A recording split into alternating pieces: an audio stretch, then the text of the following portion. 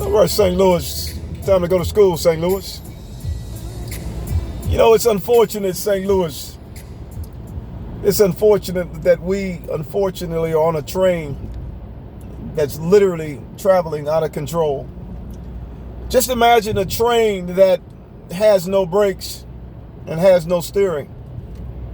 Many of you think you're literally in control of that train. Unfortunately, you're not. You think you're making the decisions in which you're making. Unfortunately, you're not. The train is literally running by itself, and the train follows the laws of thermodynamics, the laws of the universe.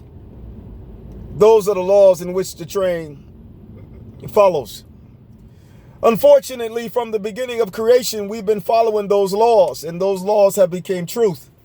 Everything that you see have been built on those laws. From everything from construction to cars, trains, to combustion, to steam engine, to nuclear power, have been built on those laws. And those laws only lead to more decay and destruction. But unfortunately, we too have been more so controlled by those laws because we've never evolved enough to build something greater than what we built. However, in order to build something greater than you have already built, your mind must reach a perfected state.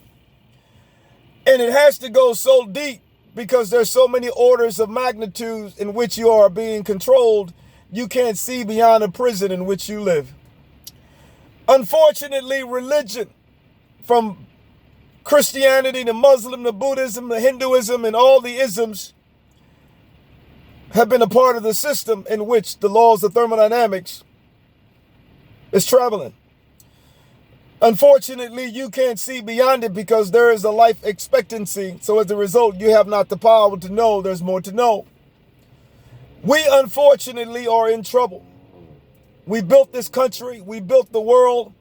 We built the universe. We built everything on deception.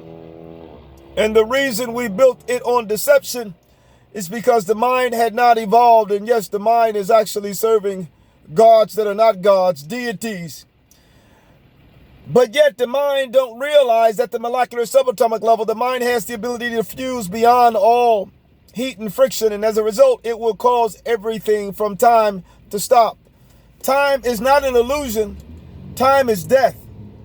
And unfortunately, from the clocks that we've built to show us where we need to be at a specific time is only capable of showing a broken mind where it needs to be. A mind that's all powerful, Alpha and Omega, the beginning and the end, is everywhere at the same time.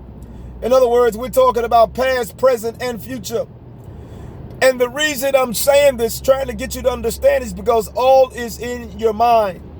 Everything is being encoded. That's one of the reasons that so many people are addicted to sex, drugs, and all kinds of things because of the need for their serotonin and dopamine to respond a certain way. But unfortunately, the response is a prison that has held you since you've known yourself. We will continue to fight for truth because we have not lived the truth.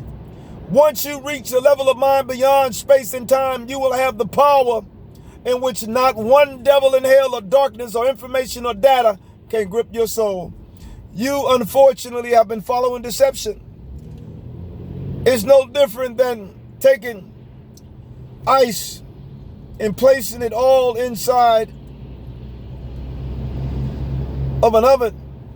And the ice will continue to melt because the oven is on. So as a result of the ice melting, all was built based upon where the ice was going, which is literally the ice is melting. So as a result, it can't build anything beyond the level of its melt. However, if the ice begin to freeze in the oven, which is more than likely unpractical, can you imagine ice that's melted to start to gather its form in solid state while the oven is on? I don't think that's possible. The only way it's possible if you can leave the reality of where you are. You could be in the oven, but if you contract inward at the molecular subatomic level, being able to warp space and time at absolute zero, minus friction and heat, You will be able to reconstruct the ice in the oven, but you will change your place in space and time. We unfortunately are illiterate, and yet we don't know that we are, because all those that are teaching are also illiterate. From your educators, Nobel laureates, PhDs, JDs, MDs, have been built on a lie. From your pastors to your apostles to your bishops to your prophets are all following deception. We must wake up in this season, because our grandbabies and great-grandbabies and children are dependent on us to say all or nothing. The time is not tomorrow. The time is today for us to take that mountain. And like I said about the ice being in the oven, you must contract inward and change your reality. You could be in the oven, but you're not of the oven. Time is not tomorrow. Time is today. Trust me, we're stronger than you think, and we know more than you think we know. And more importantly, we are damn fearless. Stay tuned. You ain't seen none yet. Better ask somebody. God bless.